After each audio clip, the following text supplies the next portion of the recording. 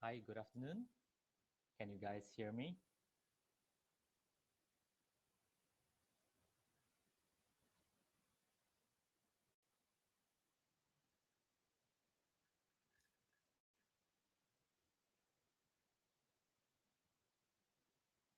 Hi, guys.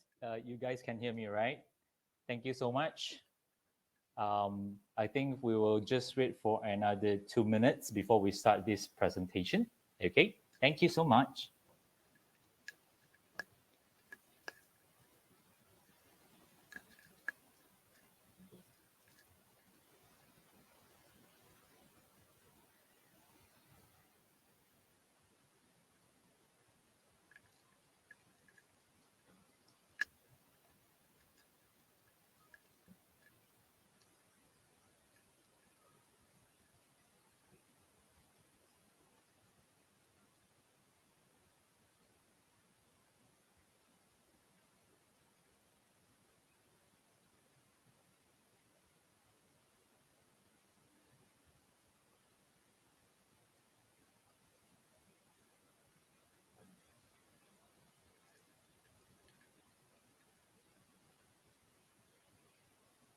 Can you all also see my screen? If you can, perhaps you just type a yes on the messaging box, just to make sure you guys can see my screen. Okay.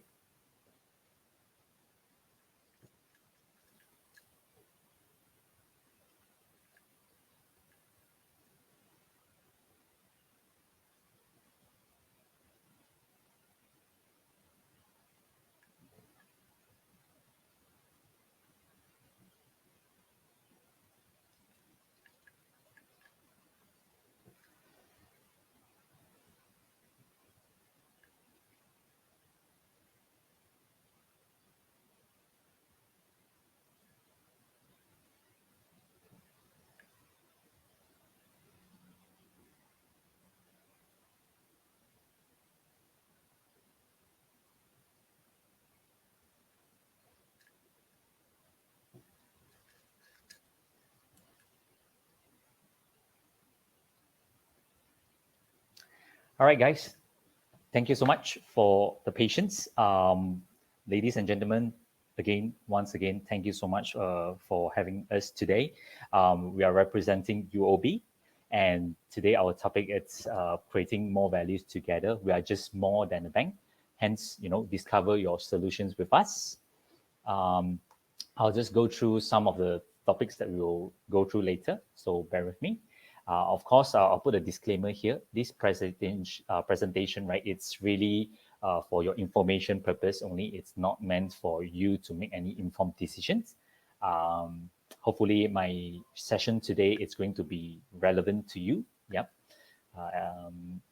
Next one. All right. So the agenda that we want to share with you today, it's basically a few things. First thing first, I understand, this event is all about moving forward into 2022, but I guess it's important for us to do a recap, to do a understanding of what has happened in, back in before 2021 and then 2020, 2019, 2018. And of course, being in the bank, we also want to share with you some of the updates on the Foreign Exchange Administration rulings. Hopefully, when you come, if you are investing in Malaysia or whether you are planning to bring in funds in Malaysia and things like that, as a company, we hope we can offer good help to you. Of course, when you come in, some of the things that you need to know is the foreign exchange, right? So the foreign exchange part, what are our in-house view? We hope you are always keeping abreast with the current rate. Of course, the last thing is how our global markets products will be of good use in case you want to bank with us. Always remember, in Malaysia, think about us, UOB. Okay, right. So right before we move into 2022, right, we want to share with you what has happened previously. I guess most of us, we are aware during the 2017, 2018, and all that. Um, at that point of time, there was this US and China trade war. Hence, we see a lot of trade diversion, going into different countries. Of course, there are few countries that are benefiting out from this trade diversion. Malaysia, being in Malaysia, we are ranked number 4. If you can see on this screen, right, we are number 4 in the most benefited country with 1.3% GDP gain. Of course, we want to know what are the products that are diverting from these countries, right? From China itself, as you can see, electrical machineries, furnitures, electronics, they are all, coming out from China. On the other hand, the US side, you have the grains, the commodities, the soybeans, as well as aircraft parts and stuff like that. They are moving away to other countries. So I want to focus on Malaysia, why and all that. Later on, I will share more. Of course, in 2020, we also experienced the worst pandemic ever, the COVID-19. As many of us, we are in the lockdowns and all that, and we also see central banks, putting supporting packages into the economy. As you can see over here, these are some of the countries that inject funds, to support their economy. As you can see, Malaysia on our side here, 57.3 billion of GDP. In fact, there are a lot of a series of package that actually help to stimulate the economy. We have the Penjana, the Permakasa, as well as giving funds to the B40s and things like that. I guess many central banks and also governments, they are really there to support the economy. Of course, with all this pandemic ravaging through our lives, the central bank has to take their measures. In fact, they have to cut interest rate. If you can see this slide, right, it's basically about cutting interest rate to support the economy. Federal Reserve of the US, they cut from 1.75 to 0.25. For Malaysia's side, from 3% it was cut until 1.75% for the overnight policy rate, right, the OPR. All these are to really to support the economy, and of course, what we see is that the pre-COVID GDP, right? Everybody was generating growth. Everything is good. In fact, Malaysia, we are expecting 4.3% GDP growth for year 2019 and all that. But during COVID, everything falls into the negative territory. They are expecting negative growth in the market. Of course, going into 2021 and then 2022 and all that, right? Some analysts, they are saying that the market is experiencing a hockey stick recovery. Some is saying a V-shaped recovery. Some are saying W-shaped recovery, right? So, of course, with the next slide now. Going into 2022, right, I think a lot of things are still in progress, right? For example, COVID-19 containment. Although, yes, slowly and surely the borders are reopening, right? The recent Malaysia and Singapore, they have certain agreements. They want to reopen their borders, right? And Australia also, the borders are reopening for people to visit, and also as well as Thailand. So while these are happening, right, we have to also understand there are certain areas in the other part of the world, they are experiencing a containment of this COVID-19. Recently, I've read about the news on China, where they are, the place where they distribute goods and services, the warehouses, they are experiencing high number of COVID-19 cases. The resurgent cases are coming back. For Malaysia-wise, while the numbers are while we have all been vaccinated and all that, but numbers are slowly, creeping back up because of the reopening, because of the cross-border and all that. So always be, stay safe, ensure you follow the SOP, okay? And of course, the vaccine effectiveness continue to be one part of the topic. The efficacy of different brands, different companies, right? So, but of course, right now people are talking about the booster shots, right? I hope, in time to come, we will have the third jab or fourth jab, hopefully, you know. Of course, before we go into 2022, we also see there are certain countries that are still continue to support their economy. Malaysia recently announced, budget. I think it's one of the biggest ever budget that has ever shared, right? It is really, very citizen centric. I guess it's really to support the economy, to support the labor markets.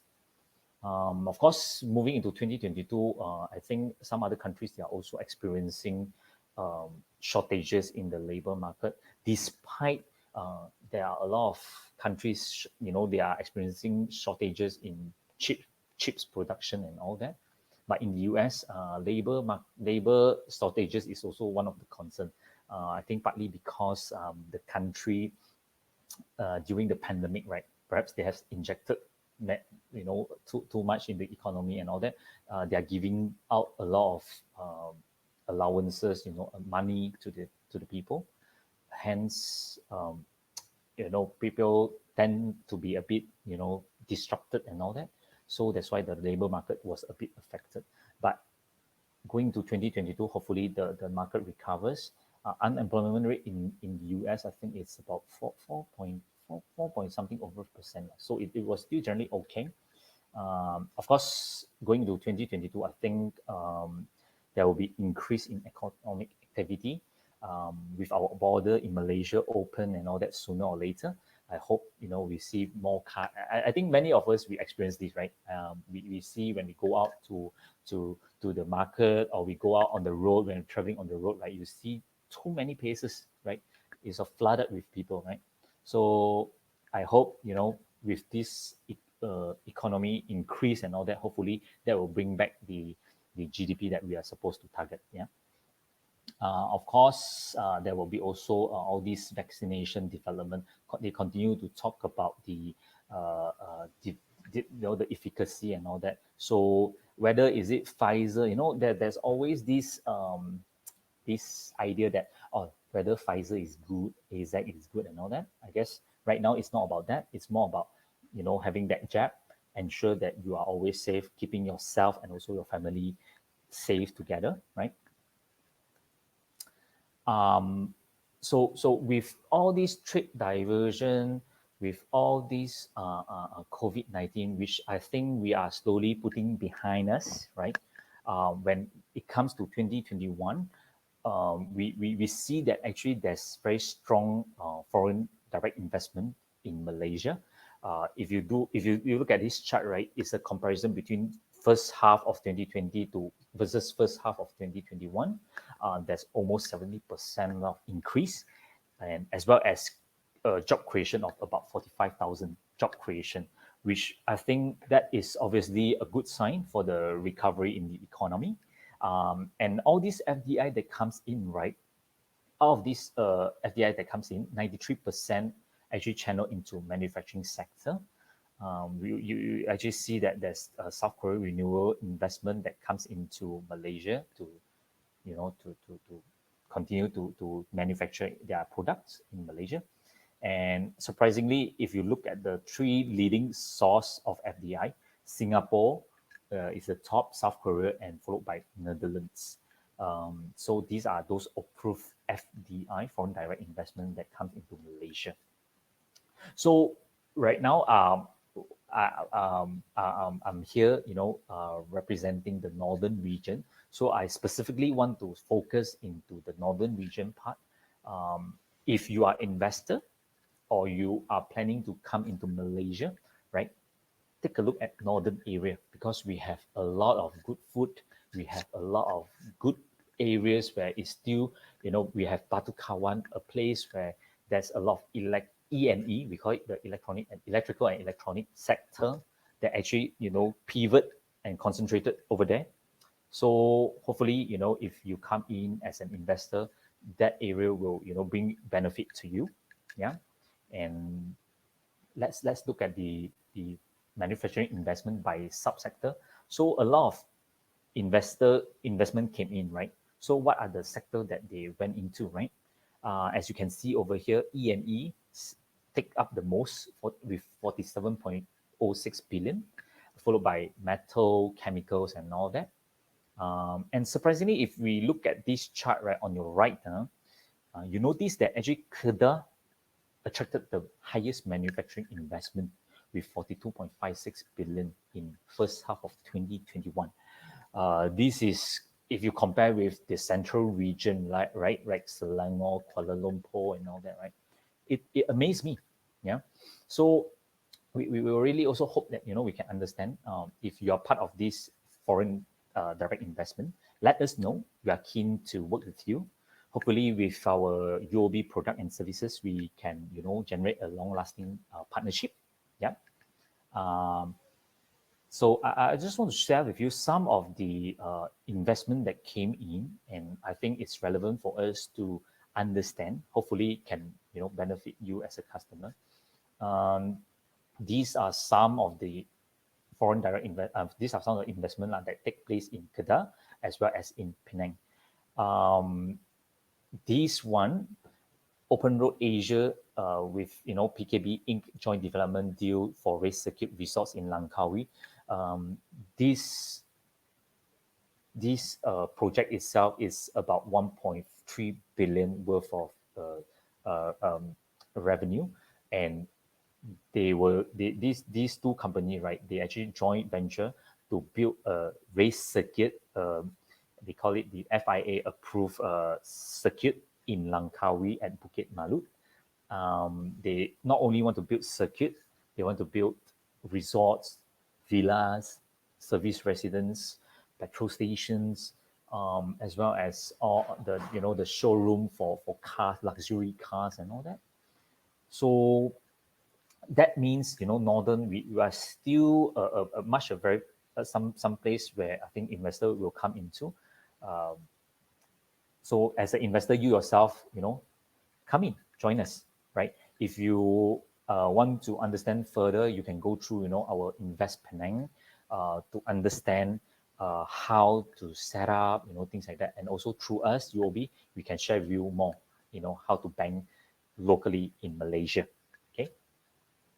And of course, we have also the LAM Research. This is LAM Research Corporation facility in Batu Kawan Industrial Park in Penang. So like I mentioned, Batu Kawan Industrial Park is an area where there's vast piece of land. Our Penang Chief Minister, Chow Kuan Yeow, he has always been very active in promoting Batu Kawan as a place for investors to come in. So this is where you can develop, or this is where you can move your manufacturing, or your services, or your assembly line to Penang. Yeah. And LAM Research is one of the well-known technology company in the world, in US, listed in the US market. And also there is this Angkasa X group of companies. This Angkasa X group of companies, together with Silkwave Holdings, right? They intend to make Penang, right, a hub, a supply chain for their global satellite technology for the ASEAN market. And this Angkasa group, right, they are also owned by one of the listed company in the US, known as the Green Pro Capital, if I'm not mistaken. Yeah. So the idea is that they want to build a low satellite system in Malaysia, because now we are going to 4G, 5G, and later on, right?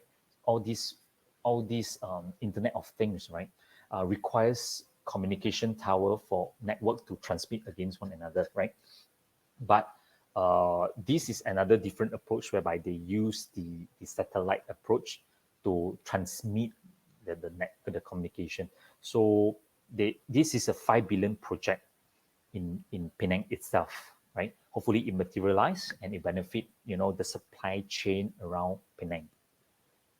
Last but not least, we also have a South Korea company that actually came and invest in Penang.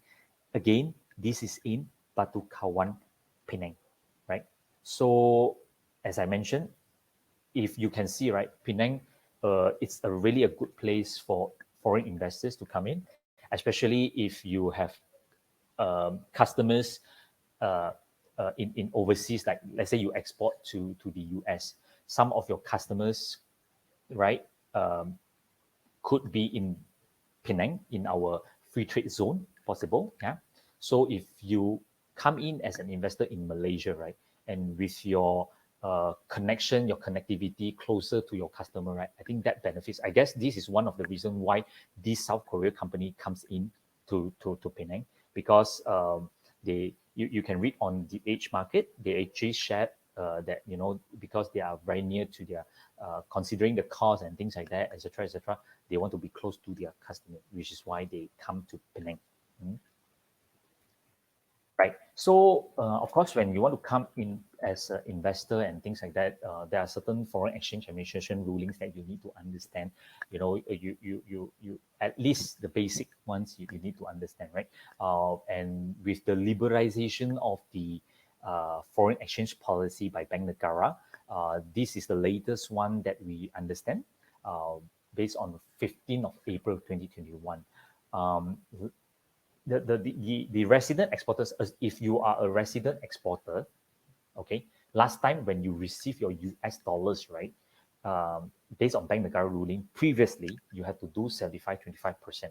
That means 75% you have to convert to from your dollar or other foreign currency, convert to ringgit. The remaining foreign currency you can maintain in your foreign currency account. But the new rules basically remove all this. That means whatever funds comes in, you can maintain 100% in your foreign currency. Yeah. And then, of course, when you as a resident exporter, you receive your foreign currency already, right? Can you pay a local supplier in US dollars? Last time, the answer is no. Last time, between local resident, you cannot transact in foreign currency. But with the change in, by Bank Negara, right? Right now, when can you pay your locals, your supplier in US dollars, or for example, the answer is a yes or no, right? Why is a yes or no? If yes, if your supplier involves in global supply chain, that means if you understand from this point B, right, the definition of global supply chain, meaning it says here, where a resident importer purchases goods or services from overseas to support production and distribution of goods or services by a resident exporter for its export activity. That means if I'm an exporter, can I pay my supplier in US dollar? Yes, if the resident importer, your supplier, purchases their raw materials, or goods, whatever, from overseas, then yes, you can transact in US dollars. But if your supplier say that, oh, I only buy I only buy my raw materials from local, I source from local, then the answer is you can only transact in ringgit. Okay, so these are the two foreign exchange administration updates, which I think is fairly important to, in case, any of you here, runs a company locally in Malaysia, perhaps you are LMW, you export overseas and things like that. I guess this is important for you to take note of. Yeah. Does a resident exporter needs to obtain any approval? Do you need to obtain approval from the bank to have this flexibility? The answer is no need, right? On the fifth one, if can a resident exporter convert ringgit into foreign currency to pay another resident entity? If let's say you receive 50,000 US dollars, you want to pay your supplier 80,000 US dollars, right? So you are short with 30,000 US dollars, right? can you convert ringgit into US dollars to combine and pay me? To pay the resident importer? The answer is no, no, no, you cannot. So you need to understand this. But of course, if you need further clarification, you can check with Bank Negara. If you need our assistance, let us know. We can definitely leave us a contact. We will contact you. We will update you. Hopefully, we will be of good help to you. Okay. The third, okay. So like I mentioned earlier, right, from my beginning of my speech, the forecast is very important. The FX foreign exchange movement is very important to you as an investor, or even if you are a local company, you deal with import and export. Rates is important to you. Yeah. So as you can see over here, I highlighted in green the dollar ringgit. These are the common currency pair that we talk about. The dollar ringgit movement, it actually went down to as low as 4 to 405. Then this is our house view, yeah. On the fourth quarter, so right now we are in fourth quarter 2021. The current rate is about 4.18, in line with house view, yeah. But as we progress into 2022, the rate for dollar ringgit eventually will move up. This is based on house view. I guess that is because the reason as US start to taper and with interest rate hike in mind as early as 2022 or 2023, right? US said that they probably want to hike their interest rate, 25 basis point, etc., etc.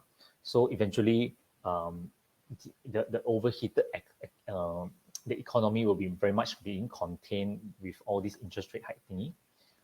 The dollar expect to move up lah. So this is based on house view. But of course, on the other hand, you also have to see the oil prices and things like that, because the ringgit has a kind of a correlationship within the oil price. If oil price goes up, eventually our ringgit also sort of strengthen, because now people are talking about the recovery. Market is recovering. The mobility of the movement, right? People, right, is starting to get more and more again, right? So oil, it's something which they need, right? Like for example, your transportation, your airplane, your buses, your of course not train, right? I mean train except for MRTs or those high speed rail and things like that. But generally, oil is something that is needed, right, to facilitate all this. So I guess that part also have to take note of lah. But generally, this is the house view.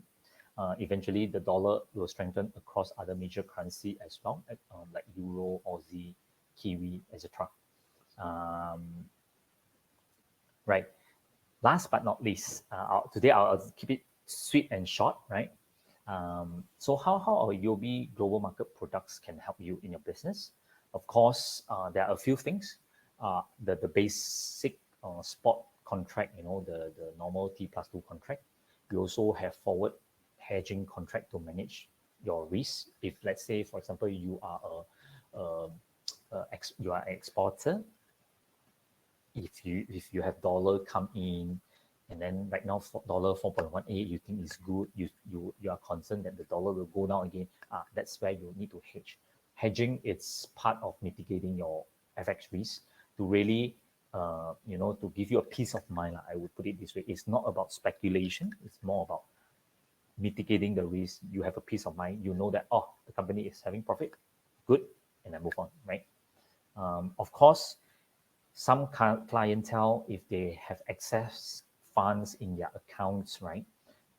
If they put into FD, probably give them, this kind of 1 point something kind of returns, right? Of course, there are other instruments that help you with a better return, such as bonds. Of course, it is not principle it's not guaranteed in certain way, but at least if you're willing to take a certain risk, the returns can be higher than your FD and and other stuff lah. Of course, if you are keen into gold, gold is also one of the investment that we have. We also have other structured investment to facilitate, to help you, to generate better returns for companies, for companies, not personal. Of course, personal, you can let us know also, drop your name card. If you're keen to invest, let us know. We will get our colleagues to assist you, as well. Okay. So all in, the key takeaway for my presentation is what it post pandemic, right? We still have to, you know, understand our surrounding, make sure we are always be away from the virus, right? And those of you, many, I guess many countries, we are already more or less the people has been vaccinated. But if you're not, do consider, because vaccine is one of the way out from all these virus, etc. Of course, the road ahead is really, it is not going to be a smooth ride, right? As of now, U.S. and China relationship more or less still okay. They had a constructive talk recently. The trade representative from the U.S., Catherine Tai, they did mention a few things to China and things like that. Everything seems okay at this point of time, but of course, we have to continue to monitor this space, because any, when US, China, the two big brothers sneezes, uh, the rest will get flu and things like that lah. So continue to monitor. Um, of course, if there's a trade war, trade or trade war again, like US and China, right? That kind of benefit the Asia countries, right? Eventually, we, during the previous time in 2018, 2019, right? We do see the furnitures, players, manufacturers, they come into Malaysia, they set up their, some part of their assembly line in Malaysia, which really in a way benefit us and creating jobs to Malaysian. So whether it will benefit or not, it likely to remains to be seen. Of course, if there's plenty of opportunity that we can look into as well. Okay, so all in, I think that's all for my presentation today. If you have any question, you can post into the messaging app, the messaging box there. If not, I wish you a good evening ahead and stay safe, stay healthy. Take care.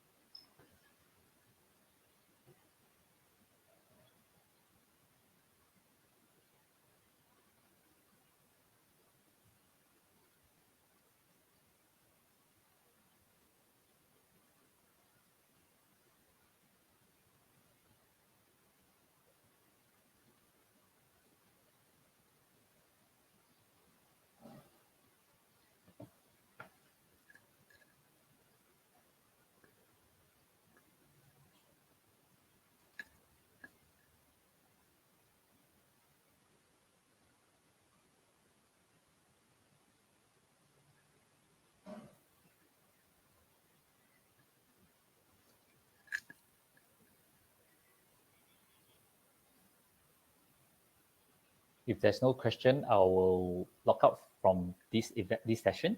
Thank you so much again for this, for having us. My name is Jason. If you have any, any question related to banking, whether is it personal or whether is it for company, you can drop us a chat, in our chat here. Let us know. Then we'll engage you accordingly. Okay. Thank you. Take care. Bye bye.